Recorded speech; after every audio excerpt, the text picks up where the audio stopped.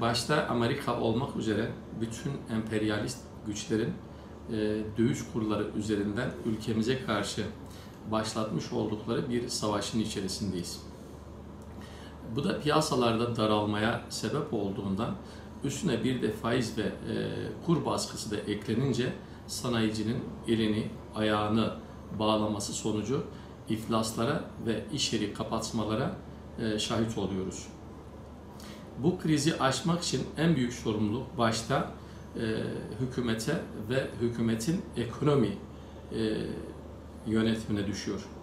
Ancak bugüne kadar yapılan çalışmalar ve alınan önlemlerin yeterli olmadığını görüyoruz. Özellikle de hükümetin kamu kaynaklarını israf edenleri ya da hortumlayanların önüne geçebilmesi için ek tedbirler alması gerekiyor. Yaklaşık bir asırdan bu yana belli aralıklarla dış güçlerin ülkemizdeki taşeronları aracılığıyla oluşturdukları krizlerle boğuşarak biriken enerjimizin boşa çıkmasına sebep olmaktadır. Bu krizi ve gelecekte başka krizlerle bir daha boğuşmamak için ihtiyaç duyduğumuz ve yurt dışından ithal ettiğimiz ürünlerin üretimini kendi ülkemizde gerçekleştirerek dışa bağımlılığı bitirmekten geçiyor. Bunu da gerçekleştirebilmemiz için tıpkı Bilim, Sanayi ve Teknoloji Bakanlığı kurulduğu gibi bilimi, sanayi ve teknolojiyi bir araya getirerek ülkemize katkı sağlayacak büyük ve kalıcı projelerin hayata geçirilmesi gerekmektedir. Doların yükselmesiyle birlikte piyasada bir kısır döngü oluştu. Şu an hem bankaların faizlerinin yükselmesi hem doların bu derece yükselmesi üreticiyi çok büyük sıkıntılara koydu. Çünkü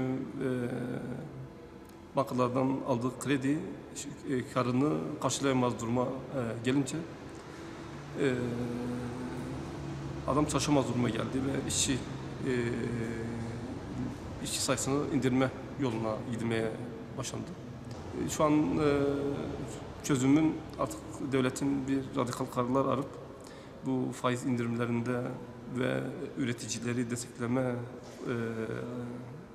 konularında çok ciddi adımlar atması gerektiğini düşünüyorum. Dolar 3 lirayken 6 lira veya hatta 7 liraya kadar çıktı. Şimdi bu borcu olan firma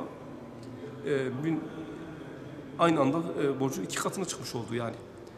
Bankalarda bu sıkıntılı süreçte kredileri geri çekince üretici bitti yani artık ne üretim yapacak şansı kaldı ne çalışacak şansı kaldı yani.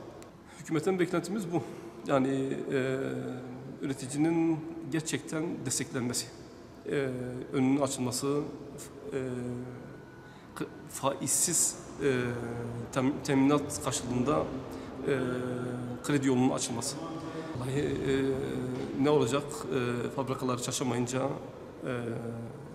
işçi çıkarımları olacak ve piyasa tam tıkanacak. Bunun sonu bu olur.